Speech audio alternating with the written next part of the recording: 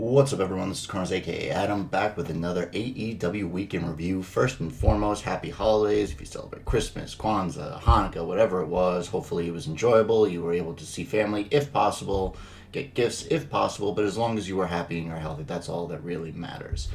Now that that's out of the way, it's AEW Week in Review, where I recap and review everything that happened in the week of AEW from BTE to Dark to Dynamite. As always, don't forget to like, share, subscribe, comment. Social media is down there. Got a busy weekend, so I'm going to try and fly through this as quickly as possible. So I'm going to jump right into it with BTE. The episode is entitled A Christmas Carol? Obviously, there was a question mark, not a Ron Burgundy thing. So we get Dark Order in the clubhouse, all in matching Christmas onesies, which I thought was really funny. They have a 12 Days of Christmas parody song. The best part was that five something dicks to Alan Five Angels, and he was like, oh man. So then they decide to go off caroling, and that will be a running theme. Kaz doing his band stretches, and then we get a Christopher Daniels floating head saying to be nicer to Cutler, or you'll be... enroll in anger management. You'll be visited by three ghosts, and then so we know this is obviously going to be a parody of A Christmas Carol. Excuse me. Then we get the Bucks in the Dark Order clubhouse. This is shoot. So the table is gone because apparently when Anna shoved Stu onto it, they broke it, and the Bucks have to pay for everything that the Dark Order does in there, and they basically gave the show to BTE to Dark Order, who dominate the show now. They're barely even on it anymore, and it's funny because Dark Order, they've never even told Dark Order this. They're just going to see it when they finally watch BTE, so a little shoot there. So we get a number one contender for the BTE title, just a simple game of higher and lower, where you throw out the cards and you have to determine whether the card's going to be higher or lower. So we have Chuck, Pillman Jr., Anna, Britt Baker, Marco Stunt, Kip Sabian, and Sammy Guevara. So Britt ties with Queens, flips out, leaves. That was pretty funny. Stunt finally beats Anna to be the number one contender. So apparently there's going to be some kind of kicking a water bottle next week on BTE for the BTE title between Stunt and John Silver. Hopefully I love Marco Stunt, but John Silver needs to keep that belt. He's the best BTE champion ever. So we get the Bucks at Dynamite with the Cutler Cam. They're going to ringside to watch SCU and the Acclaimed. They're watching the freestyles go on, laughing about it. And Matt, at the end, is laying with Peter Avalon on his heart bed. So we get the Dark Order, caroling Griff Garrison. They basically sing that they're not a cult. Griff is like, who the fuck are these guys? Trent, with a giant bathrobe, goes over to Kaz, says he's the ghost of Christmas past. He's been mean to Cutler. He throws to a video package of all the times in the last couple months where Kaz has been really mean to Cutler. Kaz thinks it's really good stuff. He's like, I'm just gonna walk away now. There'll be another ghost a little later. I'm not trying. I'm the ghost of Christmas past. So something on the 28th of December, something about Mikey Ruckus Ghost Town with Hardy. I don't know if it's some kind of music video or something. I don't know anything about it, but there was a preview for it. So we get Matt Hardy with Private Party. It says they are learning under his tree. He says that you guys are going to be more than just spot monkeys. They talk about the finish of the last match. That Cassie thinks that, you kind of stole the finish from them. And he wasn't sure. I know Quinn said that. So he said he wasn't sure that Quinn was even going to be able to make the pin because of the beating he took. And, they sort of believe him, but they're not really sure. The Bucks come out to congratulate them. They said that, they seem like, Matt Hardy seems like he was them a few months ago, where they were at a crossroads in their career and they almost turned heel, but they're back now. Hardy has been a real prick, and they're wondering why. And then since All Out, since he got injured, he got shit for that. He lets people remember who he is. The business leached off him, so he's going to do the same. It was really kind of like an impassioned, really pretty shoot style rant, even though it was work shoot or shoot work. I forget exactly which one that is. But yeah, no, it's definitely a lot of things that people have been saying about him and about the situation that happened at All Out and whatever. So I like this. I thought this was really interesting. So we get Statlander being fed by Cassidy. I don't know if they're actually together or not, but they just have a kind of funny chemistry together. We get Dark Order in the stall to scare Kaz. He's about to take a shit and opens the stall, and Dark Order's there caroling him. He's like, "You're a broad," to Anna. So then Chuck is by the stall, says he's the ghost of Christmas present. Says, you know what, they tried to kill Cutler for like a year, and Kaz has been actually worse to him. And he's like, "Wait, are you a ghost or you're Chuck?" And he's just like, "Just deal with this." Kaz, as they show him the ghost of Christmas present, and Kaz is at the bar. Cutler needs sauce to get jacked. One of these spots about how he misinterprets things, and they were taking, and he's like, "Oh, I got hot sauce, whatever," and he's like, "Not sauce." He's like, "You idiot, you dumb idiot, you mark." And then there's some like confusion there, and basically like you missed your line there. It was kind of funny that they were just messing with each other at the very end. So obviously we know he's going to get visited by one more ghost. Kip is with Leva Bates. Kip asks Leva if she let him win the other day, and says, you know, it's all in your head. You know, and then so he walks off because he's being a dick about it, and then she's like, "No, I let him win." Orange Cassidy shows up to Kaz. He's the ghost of Christmas future, but he's got the same bathrobe as Trent. The future headline shows him a future headline, and it's some kind of funny kayfabe wrestling site, and it says Cutler beats Kaz, and Kaz flips out. He says, "I'm not going to put that mark over." Kaz says, you know, he'll go to anger management. He'll be nice to the Cutler. He's being nice to everyone. There's music playing in the background. He gives Stunt some money. He says to get a Christmas goose. So we'll see if that actually happens. We get Dark Order back in the clubhouse. They said they do a "fuck Christmas" chant. Colt talking about Hanukkah, even though he's trying to cheer them up about Christmas, but he's actually just retelling the story of Hanukkah. And then Alex wrote one more song to try and cheer them up, and it's called "Hangman, the Handsome Cowboy." And you know, it's really funny because Hangman doesn't realize he's like, you know, different scenes. He's like, "Oh my god, am I in a musical?" And then he's like, "All right, guys, I'm out of here." And they like, you know, appeal to his better nature, tell him that, you know, where are you going to go on Christmas? Let's be with people that you love. So he agrees to stay, and they all start drinking and partying, and that is how BTE ends. I thought this was fantastic, really funny. The handsome cowboy thing was really funny, just furthering the storyline with Hangman, you know, possibly joining the Dark Order. Obviously, Kaz is getting more of a push. We'll see next on Dark. So this is really interesting. And then we go to AEW Dark, another jam-packed episode. First match, we got Bear Country versus Jurassic Express, which I really like. Bear Country. Who did they face last week? I forget who they faced last week, but they had some really cool spots. Looked really good. This is Luchasaurus and Jungle Boy. Starks is on commentary. We get the Bears take advantage early on Jungle Boy. Hot tag to Luchasaurus, cleaning house. German release on Bronson. We had a choke slam, standing moonsault, and then on which one? Bronson, Boulder breaks the count. We get a monster driver, and then a drive bonsai by Bronson. Boulder moonsault on JB for a 2 count. That was super impressive for a man his size. Luchasaurus with the springboard doomsday device. We get a corkscrew kick, and then the sliding elbow to the back of the head by Jungle Boy for the win. Still Bear Country, very impressive looking. You know, I think they got a lot of good stuff going for them. Tesha Price versus Nyla Rose. Vicky comes out with Nyla as usual. Nyla crushes Tesha's hand. Samoan drop, fall away slam, and the top rope knee drop where she's draped over the top rope for the win for Nyla.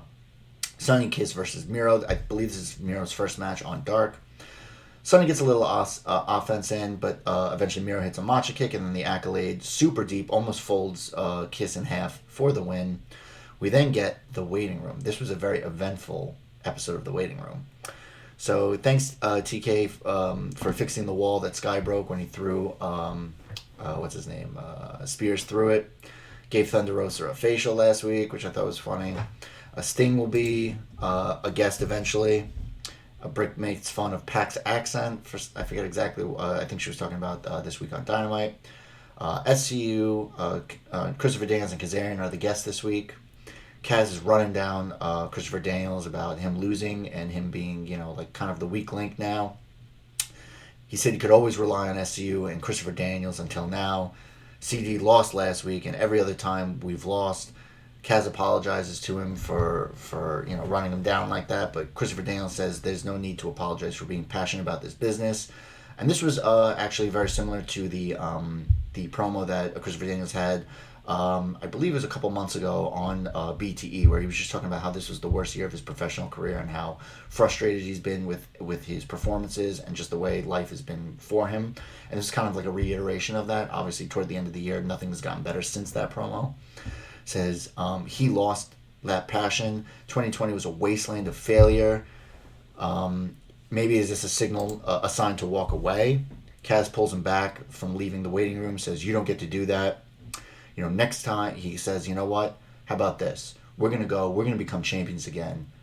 But if not, the next time we lose, we're done as a tag team forever. Are you ready for that? And Christopher Daniels agrees. They hug. They call out TH2 for a match coming up. And Britt says not to book them again because she didn't even get even one word in. And that is the waiting room. So that was really interesting between Kazarian and Christopher Daniels. Kazarian has obviously been been booked in some singles matches. He's talked about how he is one of the best wrestlers on the planet and wants to show everyone that. Obviously, SCU is kind of, now that Sky has kind of broken away a little bit and had his singles run and his issues with Spears. And Christopher Daniels has not been very good, very booked well. I mean, he had that issue with Dark Order. Then he had the issue with, what do you call it? Well, I think it was in reverse order with Pentagon, showing because how he botched the moonsault. So a lot of things going on there. Thunder Rosa versus Jasmine Allure. I believe this is her first match on Dark. Allure with some offense. We get the Casadora Code Red for a 2 count by Allure, which looked pretty cool. And then Thunder Driver by Thunder Rosa for the win. Obviously keeping up her winning ways. Lee Johnson versus Stu Grayson. QT comes out with Lee. Uno out with Stu. Lee not able to get anything going initially. Stu begging Lee to fight him. Says he wants him to fight. Wants him to put up a fight because, he's born and bred for combat. That's Stu's moniker. Lee hits a Blue Thunder Bomb for 2 count. I love that Excalibur gives a shout out to El Generico. If you know, you know. Dragon Suplex and a Pele Kick and a Springboard 450 for a 2 count by Stu. Lee with the Buckle Bomb on Stu. A Cancun Tornado by Lee, which looked pretty cool. Stu foot on the ropes. Really impressive move by Lee. Torture Rack tossed into the ring post on the outside by Stu. Bicycle knee strike and then a Nightfall for the win. Stu actually, goes over to Lee Johnson, gives him a pound, as a show of respect.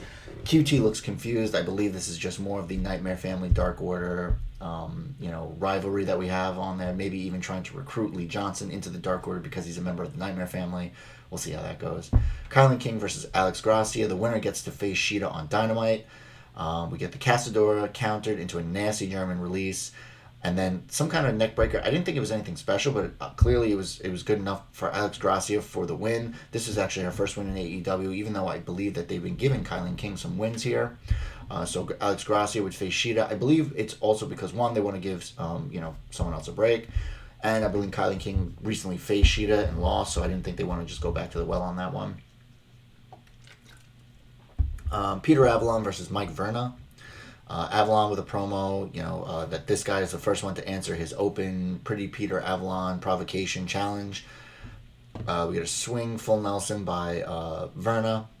Verna 4-side slingshot suplex, kind of just bouncing him off all the ropes for a 2 count. Verna posts himself. We get Avalon focusing on the left arm and shoulder after that. We get a Miss Santana Atomico by Verna into the Martinis for the win. And then now his new shtick is he pulls the Johnny Cage and leaves a signed 8x10 photo. Peter Avalon does. Vert Vixen versus Red Velvet. We get, this is a quick one. Casadora Bulldog, standing moonsault by Velvet for a 2 count. Eventually hits the Just Desserts running kick for the win. We then get 6-man tag. Colt, Cabana, 5 and 10 of the Dark Order versus Aaron Solo, Fuego del Sol, and Ray Jazz. I believe Ray Jazz, this is his first time on AEW. Colt kind of playing games with Del Sol. We get a Spinebuster by 10 on Jazz. There's a kid at ringside who has a Dark Order mask called -1. So I thought that was really cute. I assume he's some kind of, maybe he's somebody's child or some kind of issue there. But they made a mention to call him out there. We get a slingshot spear by 10 on Jazz, and then a ripcord double team on Del Sol for the win. Then we get Maddie Rankowski versus Layla Hirsch. Hirsch looks to keep trying to get Rankowski in the armbar. We had a float over German release by Hirsch for a 2 count. That looked pretty cool. X Factor by Rankowski for a 2 count. Then we get Hirsch hitting the Olympic Slam and then the armbar for the tap out win for Hirsch. TNT versus Gun Club. This was a really cool second generation brothers match. Obviously, TNT, the twin brothers of Devon Dudley. The Gun Club of Austin Colton, sons of Billy Gunn. So this was really nice. A lot of show of respect between the two. They've obviously known each other for a while. They're Dudley and Devon and Billy have known each other obviously and faced each other many times. Good double team on Austin. Hot tag to Colton. He then hits this double underhook neck breaker. I believe it's called the Colt 45 for the win. So the Gun Club continues their winning ways. Once again, another show of respect. But this is a pretty good match. I think TNT has a nice future here. They're just right now they're working their way up. Ray Phoenix versus Danny Limelight. So we get Fast and Furious to start. Phoenix with some nasty kicks. He's just brutal with his shots. Sharpshooter in the ropes by Phoenix. Tightrope walk fighting. This was really cool. They were both like kind of straddling the ropes and walking how they both do in their matches, and they were fighting on them. We had a super kick counter, spin kick by Ray Phoenix, and then a muscle buster driver for the win. But yeah, this was a really good match. And then finally, Matt Sydal versus Serpentico. Sydal gets the advantage early. Luther pulls Serpentico out, screams at him to get going. Luther slam tosses Serpentico into Sydal. This is super dangerous, the way Luther uses Serpentico as a weapon. Slice drive by Sydal for a 2 count. Standing Mariposa by Sydal. We had a leg sweep into a clutch. Serp fights out of it though. Slice bread again by Serpentico for a 2 count. Eventually, Sydal hits the page turner for the win. And that was your main event for AEW Dark. And then finally, I believe, this is not. This is the second to last before the new year, AEW Dynamite. So we start out hot. Jericho and MJF versus Top Flight. This was obviously set up last week on Dynamite by Top Flight clearing out Jericho and MJF after that big 12-man brawl. Top Flight working over Jericho to start. We get a brawl breaking out. Top Flight looking really crisp, though. I really like the way these guys work. Dante, the younger one, is taking heat. Fights off a superplex. And then crossbody for a 2 count. Hot tag to Darius. Standing Spanish fly on MJF. A dive on Jericho. We get a lion salt by Jericho on Dante for a 2 count. Blind tag by Darius. Wild slingshot sends Dante onto MJF outside. We had a double DDT on Darius. Jericho sent into the timekeeper's table. But Hager uses the distraction to help MJF hit the heat seeker for the win. Hager grabs a mic, says 2 weeks since the ultimatum or the intervention. He calls out Wardlow, says, he's an asset, but he's also an asshole. And he's asked Tony Khan next week to have a match between Hager and Wardlow. Obviously, Chris Jericho is a little confused by this. MJF very upset by this. But there's nothing that he can do.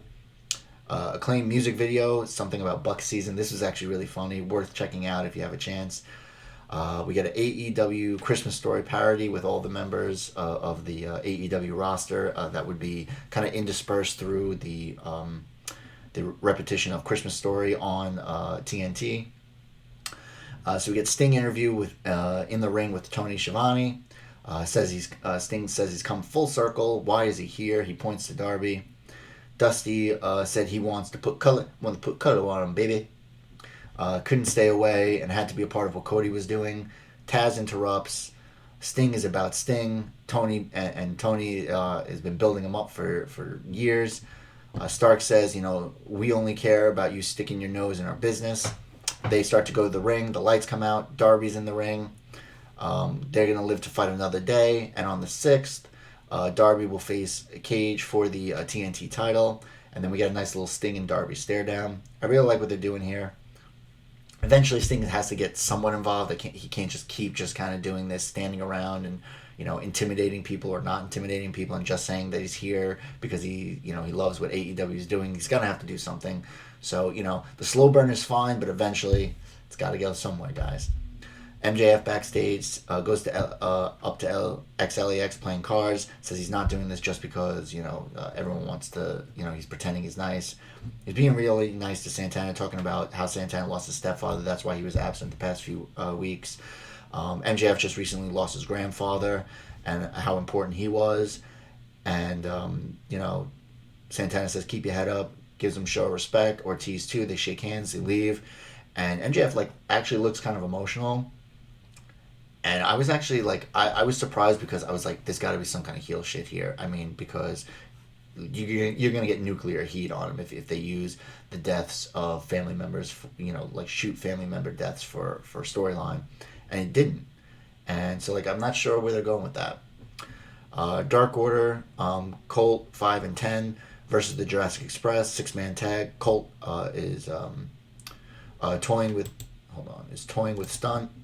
Luchasaurus in, chopping the shit out of people. Wheelbarrow suplex by 10 on Jungle Boy for a 2 count.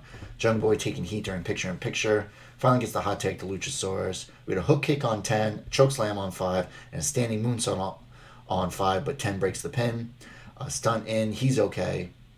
He took a bump that looked pretty bad on the outside earlier in the match. I thought he was legit, shoot hurt. Jungle Boy almost missed breaking the count for Stunt on a pin. That was really close.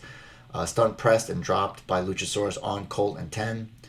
We get that flip powerbomb combo on 5 for the win for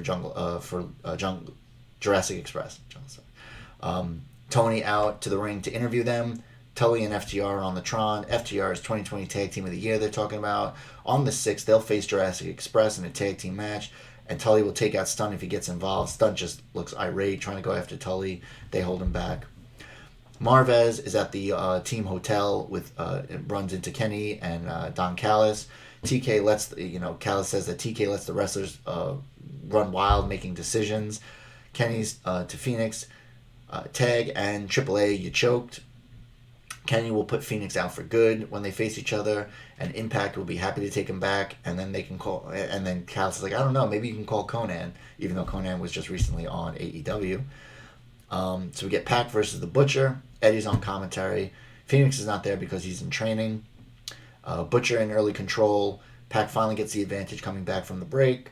Running a power bomb by Butcher for a 2 count. Eddie screaming to Butcher to hurry up and to stop playing around. Lance finally comes out. Eddie retreats.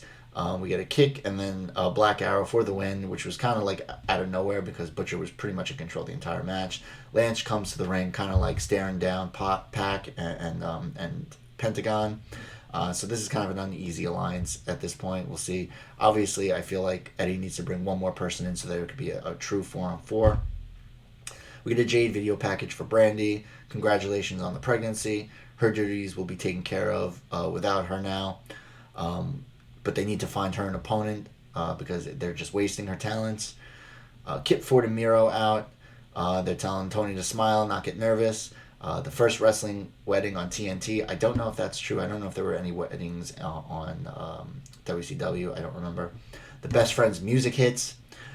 Kip and Miro start to retreat, and then all of a sudden they start laughing. They're the ones that put the music on, and they said they throw to a video package, and it's Trent being loaded into onto a stretcher into an ambulance with Orange Cassidy and Chuck with them, and they reveal that the February 3rd edition of Dynamite, which is will be entitled Beach Break, will be the wedding of Kip and Penelope 1 week before my birthday. No big deal.